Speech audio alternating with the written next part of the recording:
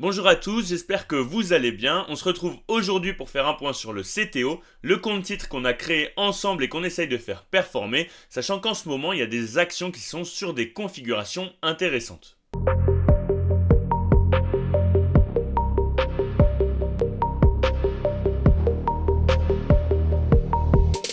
Pour rappel, je ne suis pas conseiller en investissement, ce que je vous montre c'est ma façon d'investir et mon parcours de petit investisseur particulier. Si jamais vous souhaitez créer un compte titre sur DEGIRO, vous avez mon lien d'affiliation dans la description. Il y a des offres qui peuvent varier en fonction de la période de l'année. Pour ceux que ça intéresse, on a aussi rendu public une partie de notre Discord qui est habituellement réservée au Patreon. Vous trouverez tous les liens en description de la vidéo. Donc pour rappel, on avait mis une mise de départ à 3000 € sur ce compte titre et on ajoute des tranches de 500 €, ça dépend, toutes les 2 semaines, tous les mois.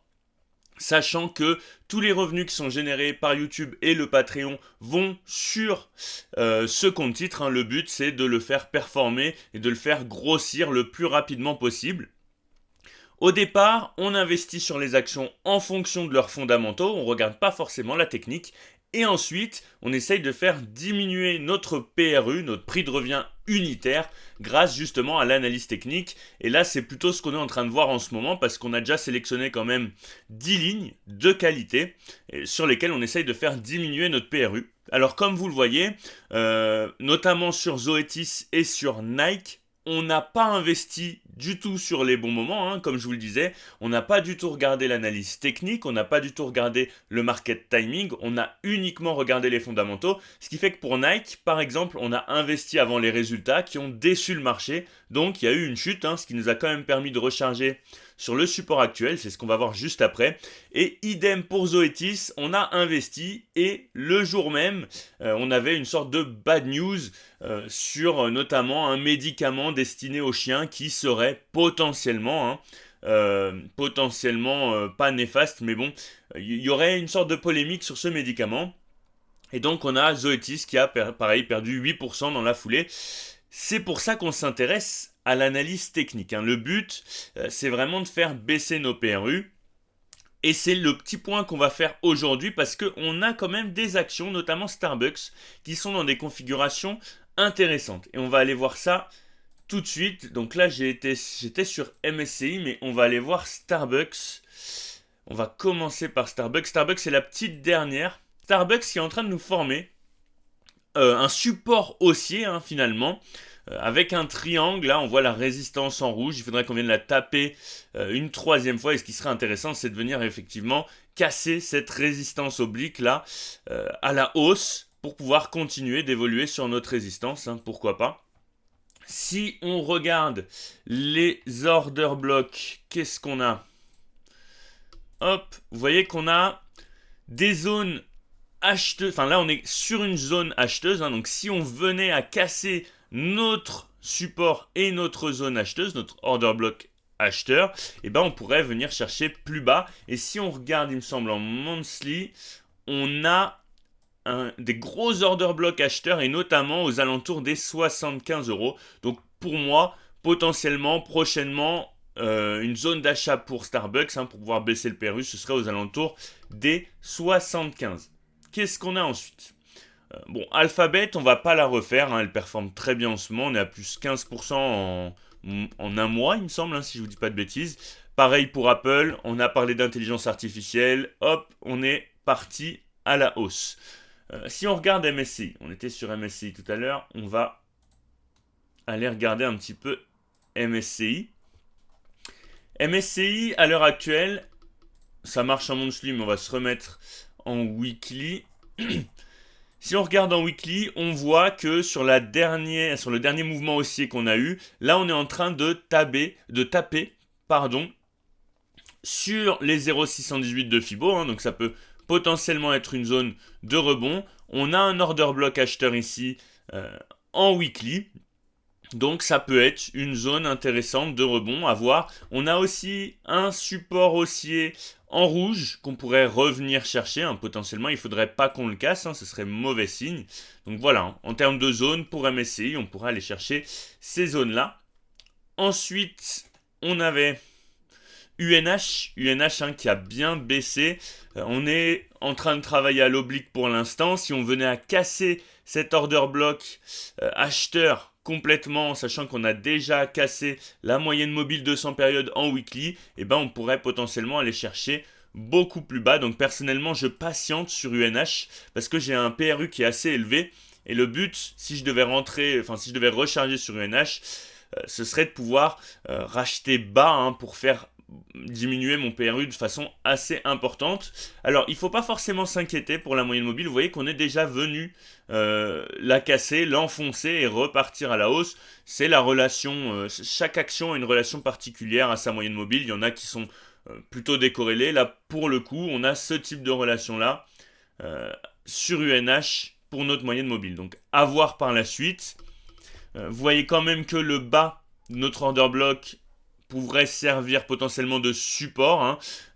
Ça pourrait former une sorte de range, vous voyez, avec notre order block acheteur en bas et puis potentiellement notre top en guise de résistance sur le haut. Donc voilà pour UNH, on a une belle moins-value quand même sur UNH. Ensuite on a Zoetis. Zoetis, comme je vous le disais, Zoetis, on s'est un petit peu fait malmené là, globalement. Hop, visibilité. Non, c'est ça que je veux. Hop. Que ce soit un peu plus visible, voilà. On en a un aussi là. Donc, je vous le mets pour que vous puissiez me les voir, voilà. Donc, comme vous le voyez, pour Zoetis, potentiellement, pour ma part, je pense qu'on s'approche d'une zone qui peut être assez intéressante, et notamment vers ce support haussier là, comme vous pouvez le voir. Je vais décaler un petit peu, c'est vrai que ça paraît peut-être petit. Donc ce support haussier que vous avez là, on est en train de s'en rapprocher, il ne faudrait évidemment pas qu'on le casse. On pourrait revenir aussi au-dessus de ce gros order block acheteur, pourquoi pas. Et effectivement, là, on serait sur une zone potentiellement intéressante. Bon, le Fibo, il a plus beaucoup de valeur, on pourrait l'enlever, parce qu'on a dépassé les niveaux un peu cruciaux. Et donc là, j'ai plus l'impression quand même qu'on se dirige vers ce support-là. Donc personnellement, j'ai un ordre qui est placé à 144. Comme vous le voyez là, je ne l'ai pas placé avec vous cette fois-ci. Hop, vous voyez, l'ordre est juste ici. Donc Zoetis, j'en reprends 3 à 144. Je voudrais aussi recharger notre ETF Inde parce que à l'heure actuelle, je considère qu'en termes de pourcentage, il est bas en termes de pourcentage global du portefeuille, en termes de part au sein du portefeuille. Je le considère un petit peu bas, donc j'aimerais augmenter la part de cet ETF au sein du portefeuille. Et donc il faudrait que je triple la valeur actuelle, au moins. Le but, ce serait d'avoir au moins 15% du portefeuille qui soit centré sur ce MSCI Inde. Sachant que je voudrais aussi potentiellement, je suis en train de regarder un petit peu, je voudrais aussi potentiellement investir sur un ETF technologie Asie et notamment Chine parce qu'elles sont largement sous-évaluées en ce moment. Après, j'ai pas la compétence pour aller sélectionner les actions, donc je vais passer par un ETF, je pense. Dites-moi ce que vous en pensez. Je considère à l'heure actuelle que sur le S&P 500, les valeurs américaines, on est en train de vivre une correction et que potentiellement on est sur des zones intéressantes pour tout ce qui va être Asie. Mais j'aimerais quand même attendre des signes un petit peu plus costauds en termes de relance, même si on sait qu'en Chine, en termes de politique monétaire, on a des améliorations, on a le soutien de l'État. Donc c'est à étudier. Je suis un petit peu en stand-by vis-à-vis de ça, mais je me renseigne.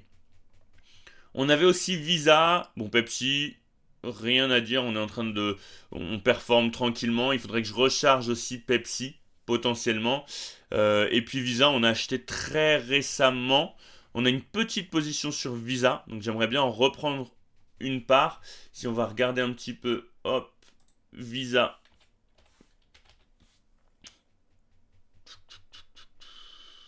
Visa Inc. Ok.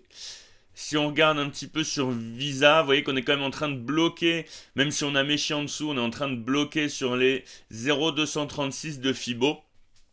On pourrait aller plus bas, c'est personnellement ce que j'attends. Et effectivement, si on pouvait aller vers notamment les 0,5, je considère que c'est une zone plutôt intéressante. Donc pas grand chose de plus à dire pour Visa. Donc je suis rentré au niveau des 0,236 de Fibo et j'attends potentiellement qu'on vienne corriger plus bas, sachant qu'à long terme, on est sur une société qui performe très très bien. Si vous voulez rejoindre la communauté et bénéficier de nos analyses, vous avez aussi le lien du Patreon dans la description. N'hésitez pas à liker, à commenter et à vous abonner, c'est ça qui fait fonctionner la chaîne.